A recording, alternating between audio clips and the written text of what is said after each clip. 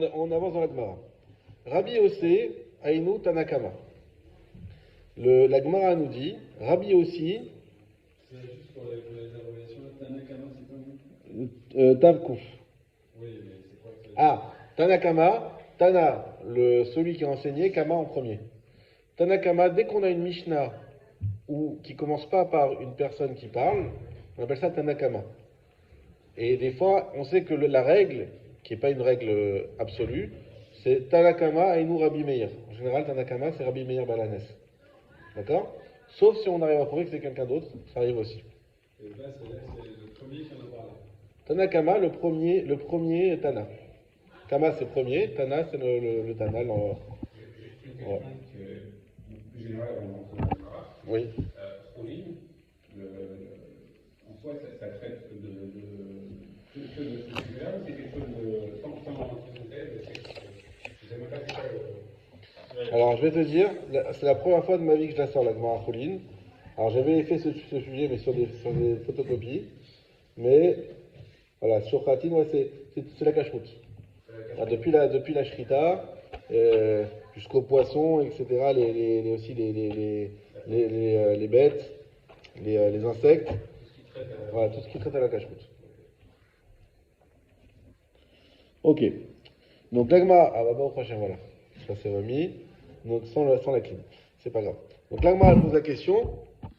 Rabbi aussi est nous Tanakama. Rabbi aussi, il est exactement comme Tanakama. Alors, on va relire la Mishnah d'une autre manière. On voit que la Mishnah nous dit comme ça. Le poulet, il peut monter sur la table, mais on ne le mange pas avec le fromage. Ça, c'est Bet Shammai. Et Bet Hillel nous disent, non, ni tu le montes sur la table, ni tu le manges avec le fromage. D'accord? Et Rabbi aussi, il vient, il dit quoi? Il dit, bah regarde, là tu vois, c'est une des fois où Bet Hillel sont plus mahmir que Bet Shammai. Une des fois exceptionnelles où Bet Hillel sont plus mahmir que Bet Shammai. Et ben, l'Agma, elle pose une question, il me dit, mais c'est Rabbi Tanakama, c'est-à-dire celui qui a emmené cette marloquette entre Bet Shammai et Bet Hillel. Il nous a bien montré aussi que Bet Hillel est plus mahmir, n'est-ce pas? Alors, qu'est-ce qu'il vient nous apporter, Rabbi aussi, en disant, bah tu sais, bah tu vois, bah voilà, Rabbi Bet Hillel, il est plus mahmir que Bet Shammai. Mais c'est exactement ce que déjà Tanakama a dit sans le dire, Tanakama, il a présenté une marloquette où on voit bien que Bet Hillel sont plus mahmir. Et Rabbi aussi te dit, bah, là, moi j'interviens pour dire, attention, ça c'est un des cas où c'est Bet Hillel qui est plus mahmir. Bah, j'ai bien compris, je sais lire. Donc c'est ça que l'Agma nous dit, Rabbi aussi, Aïnou Tanakama, Rabbi aussi, il est exactement comme Tanakama. Autrement dit, à quoi sert son intervention? Autrement dit, ça veut dire que peut-être Rabbi aussi, il a eu une autre lecture de la Mishnah. On va voir tout de suite. Vechitema, chaf tav, vechitema. Et si tu veux dire Achila, Gufa Ika Benayo, dans la consommation elle-même, il y a entre les deux. Ça veut dire que la Gemara va se trouver une solution. Elle veut dire peut-être que même dans la consommation, il y a une différence.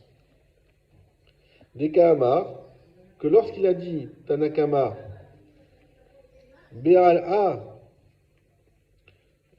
Kamifligé, que c'est sur le fait de faire monter dans la table qu'ils ont une marloquette, Be'achila, l'obligé. Dans la consommation, il n'y a pas de marloquette. Marley Rabbi aussi, Achila Goufa, Mikoulé Bet Shammai. Eh bien, dans la consommation elle-même, Mikoulé Bet Shammai, il est Mekil Bet Shammai, ou Mechumre Bet Hillel, et il est Mahmir Bet Hillel. Là, je vous ai traduit, je vais vous expliquer. Est-ce que les mots, ça va? Les mots, ça va? J'explique. La Gemara, elle nous dit comme ça. Quand Rabbi aussi, il vient et dit, tu sais, eh bien ça, c'est une marloquette où Bet Hillel, ils sont plus mahmir que Bet Shammai. La Gemara dit peut-être que ce que veut dire Rabbi aussi, c'est qu'il n'est pas d'accord avec la présentation qu'on a faite de la marloquette, qui disait que Bet Shammai, il disait, on peut monter à table, mais on ne peut pas manger. Peut-être que Rabbi aussi pense que Bet Shammai pense que même manger, on peut. C'est pour ça qu'il intervient. Et il lui dit, tu sais, ça, c'est une marloquette où Bet Hillel, ils sont plus mahmir, au point que D'après Bet Shammai, on pourrait même manger. On pourrait et faire monter sur la table et manger, ce qui est logique. Non. Non mais il y a la Mishnah présentée par Tanakama.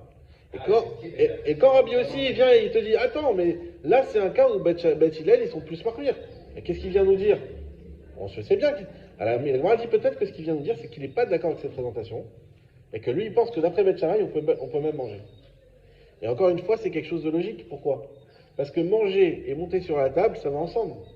Puisque pourquoi on n'a pas le droit de mettre sur la même table? De peur qu'on mange. Oui. Donc si tu me dis que Bet Shammai il te permet de faire monter sur la table, mais il ne te permet pas de manger, quelque part c'est incohérent. Oui. Faire monter sur la table, c'est manger. C'est ça C'est de peur d'arriver à manger.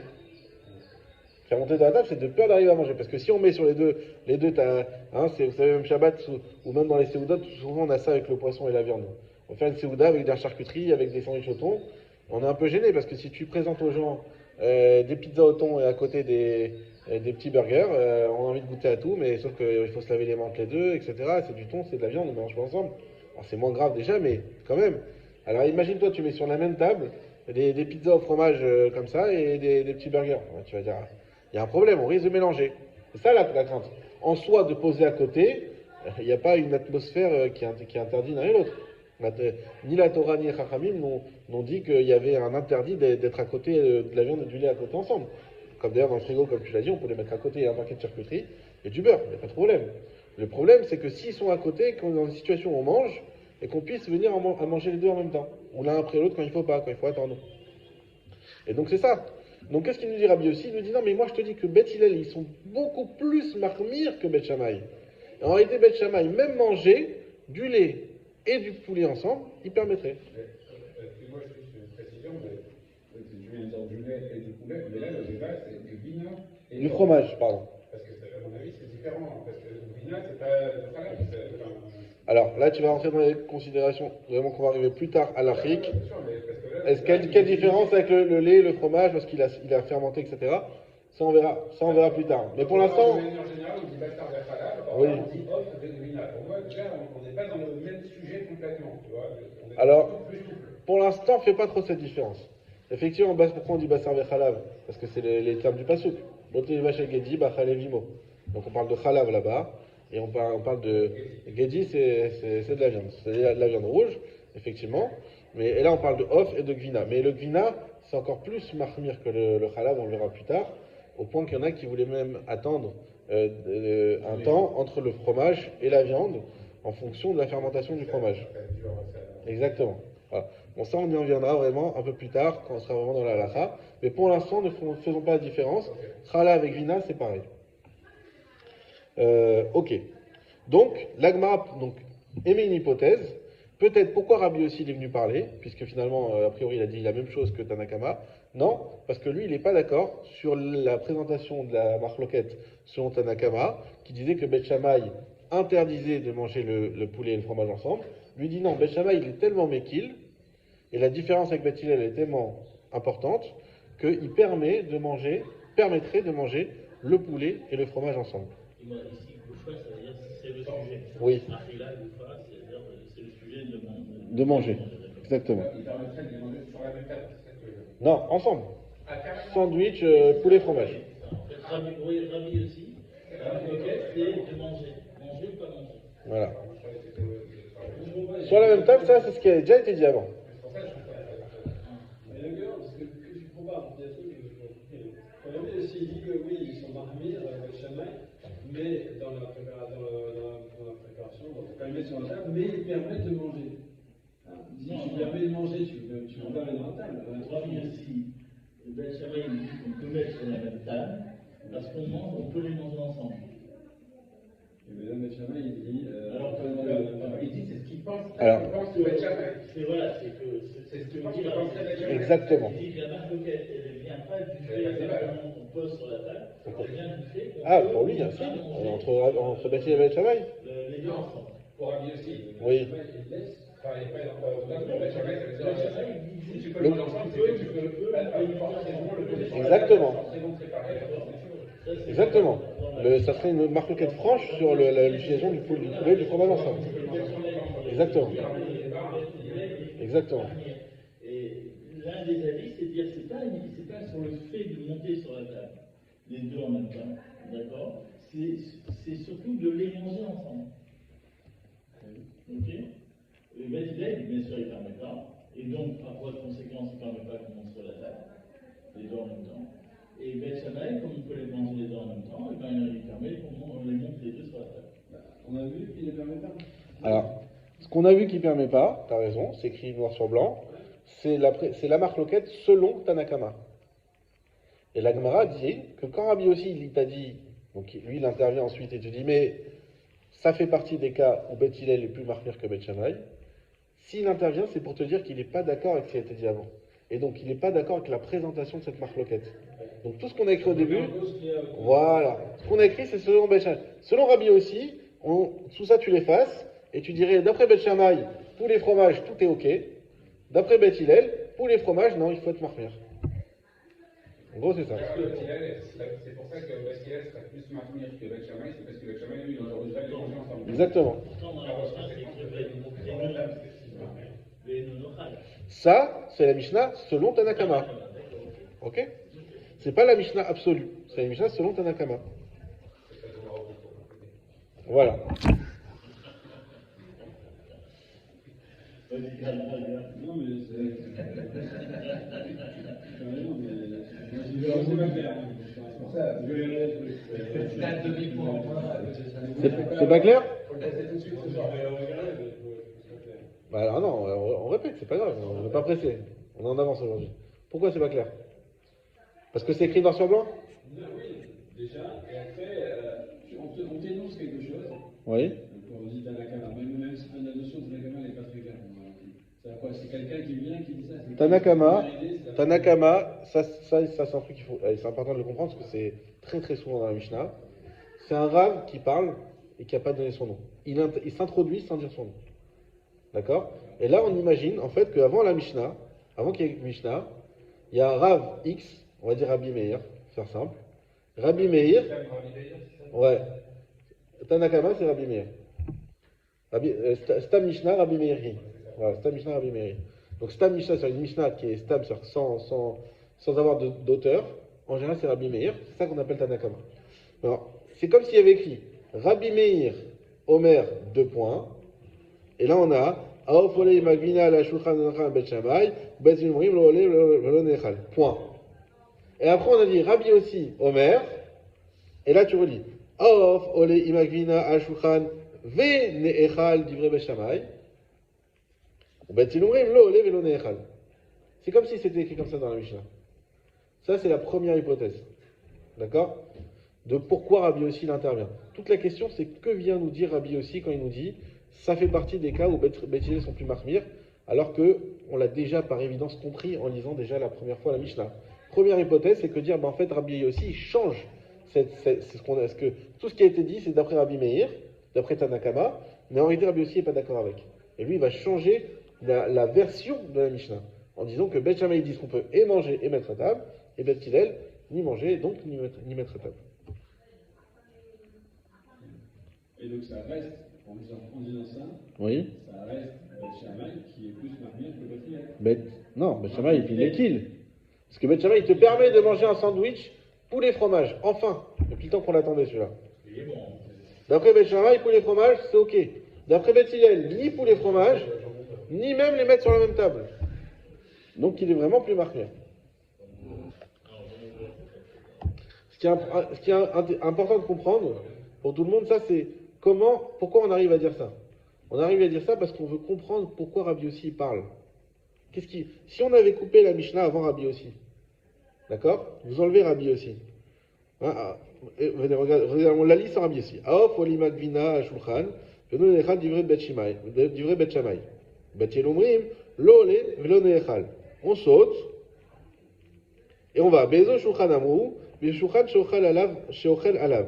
Point. Aval beshulchan shesoder alav, et atavshil, notenze betzadze, veno choshesh. Eh bien, on aurait très bien compris cette Mishnah. Pourquoi revient Rabbi aussi? Là, avec notre première lecture de Mishnah, naïve, on voit bien que Rabbi aussi ne sert à rien. Et encore une fois, ce qu'on a expliqué plusieurs fois, mais c'est important de comprendre ça, c'est qu'une Mishnah est très avare en mots, un peu comme la Torah écrite. Puisque la Mishnah, encore une fois, les Chachamim, quand ils ont écrit la Mishnah, c'est comme quelqu'un qui utilise l'électricité Shabbat. Quand on va sauver quelqu'un, on va dire voilà, il faut appeler les pompiers, etc. On va pas non plus appeler sa mère, comment ça va, au fait, attends, on va profiter pour appeler mon employé, dis-moi qu'est-ce qui se passe au travail. Non, attends, c'est Shabbat. Tu fais attention, tu utilises son téléphone pour les pompiers, pas plus. C'est pareil ici. La Torah orale a sourd de l'écrire. C'est un interdit de la Torah d'écrire la Torah orale. D'accord? Alors les Chachamim, ils ont dit oui, mais si on fait pas ça, elle est foutue.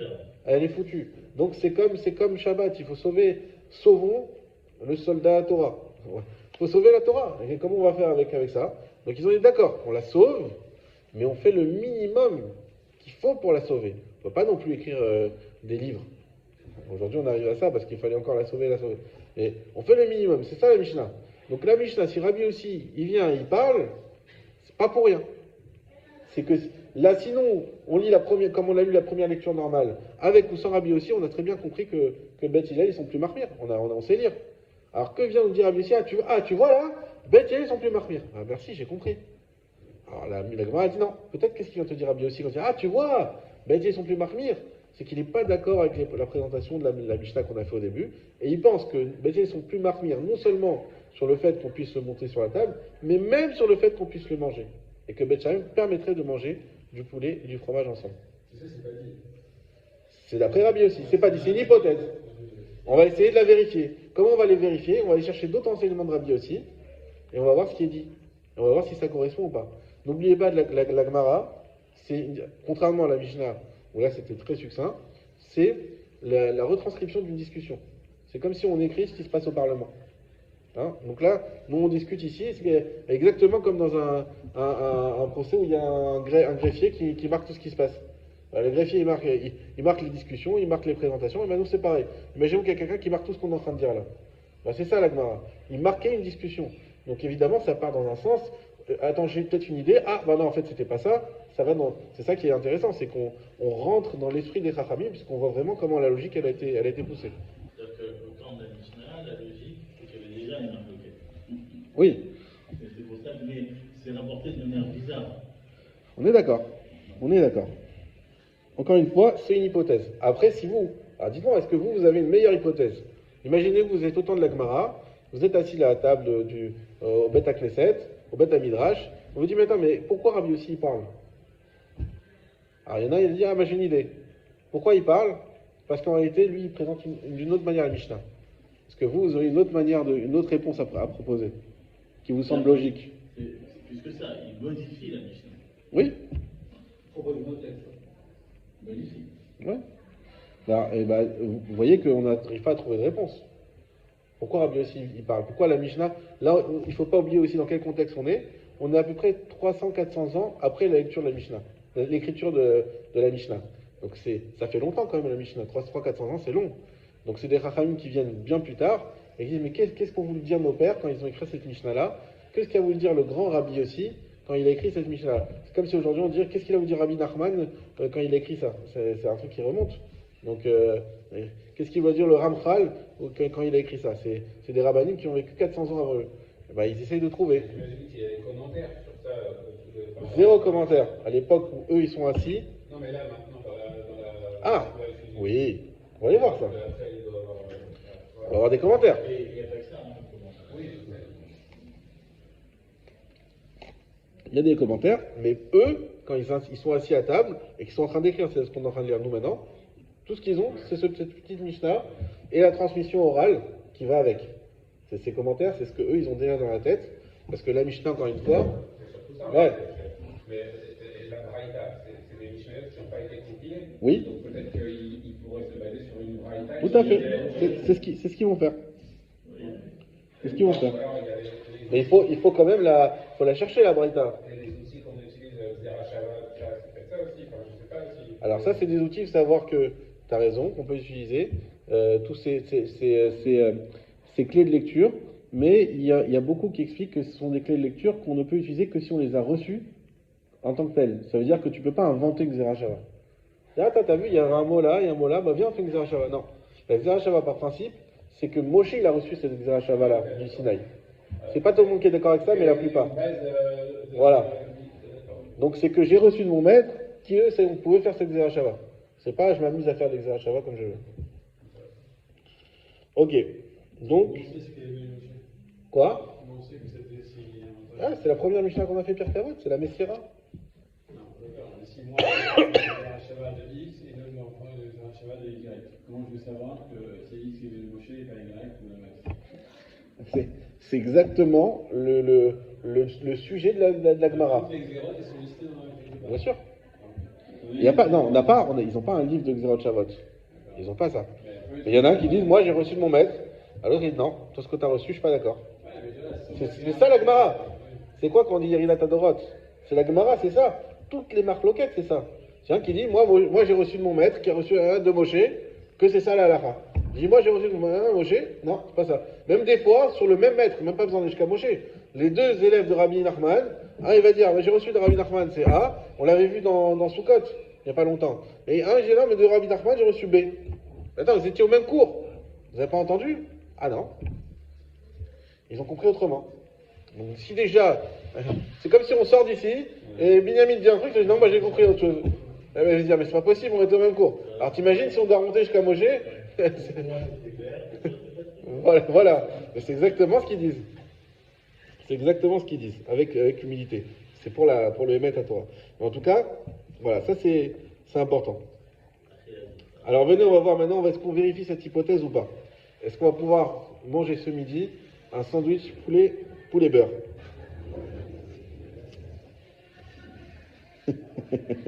Mais qu'est-ce que tu fais, Benjamin, avec ton...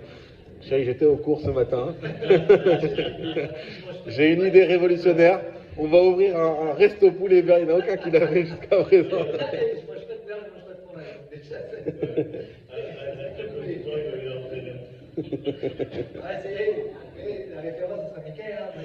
Allez-y.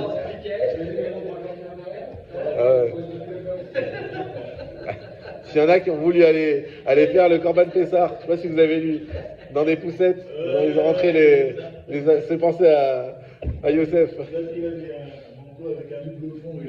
Ouais. Ils ont voulu aller sur le mont du temple faire les. Alors, s'il y en a qui veulent, on peut aller au poulet franc manger. C'est sûr. Ok. Donc, alors, Rabbi aussi, בהעלה כמפליגי, באכילה לא מפליגי, ואמר לרבי יוסי, אכילה גופה מכולי בית שמאי ומחומרי בית הלל. והתניא, et on a une braïta, là il commence par Beth Shammai. Vous voyez que sur le Vehatania, il y a une petite étoile. Cette petite étoile, quand vous les voyez, il faut lire sur le côté à droite. Vous voyez écrit Tzadik Lamed Vehatnan, entre crochets. Tout à droite, dans l'espace blanc. Non, au même niveau que Vehatania, tout à droite. Ça, quand on a cette petite étoile, c'est des corrections qui ont été apportées. Donc, des fois, il y a des erreurs on sait que c'est des erreurs, donc on les a corrigées.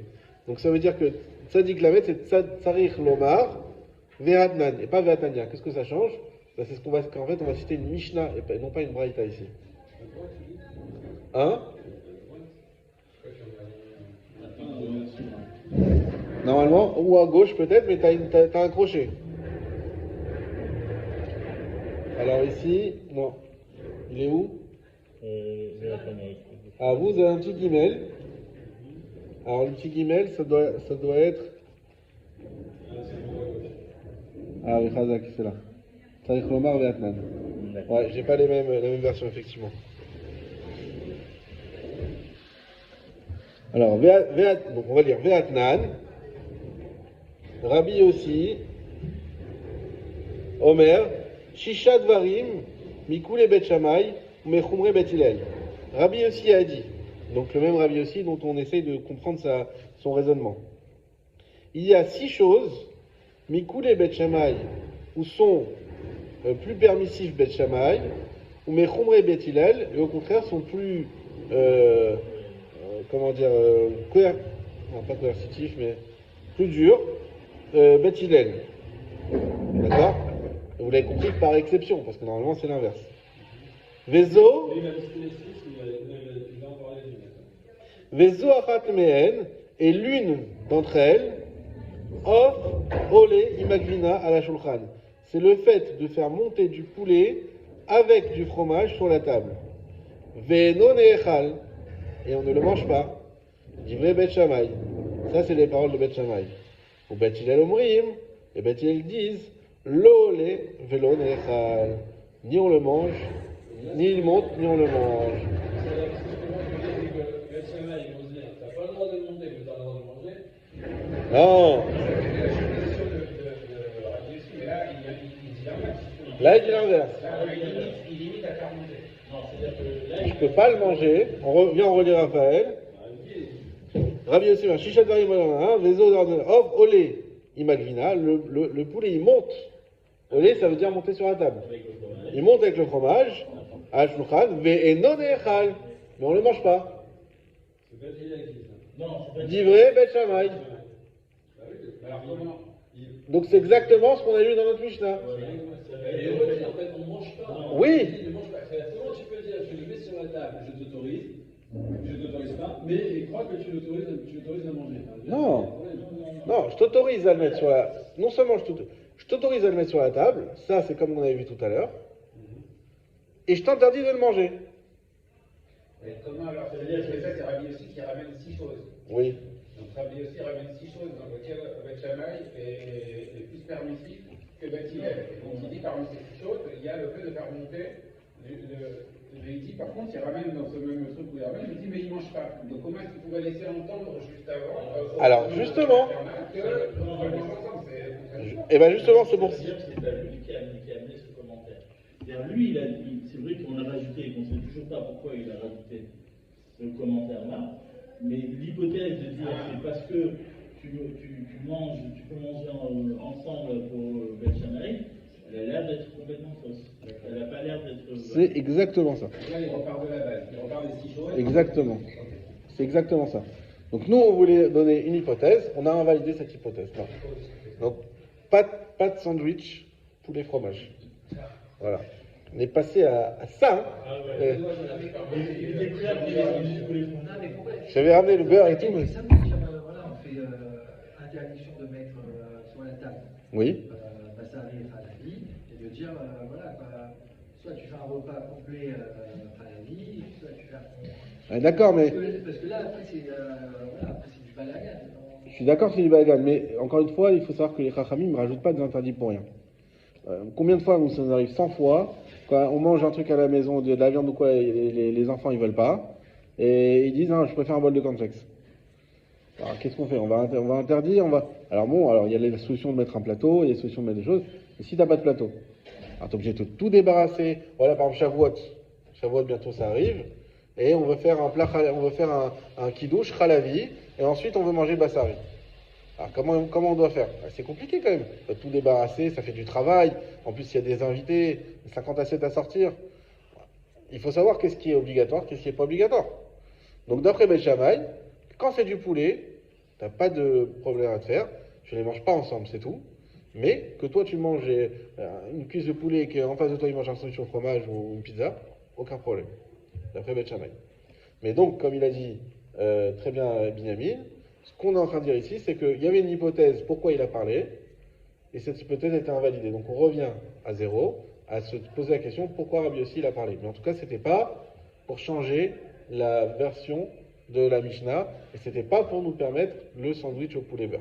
Voilà, c'était pas pour ça. Alors quoi? Hakamashma alan, mantana, kama, Rabbi Yossi. C'était pour nous enseigner qui était Tanakama, Rabbi Yossi. En réalité, c'est qui le Tanakama qui a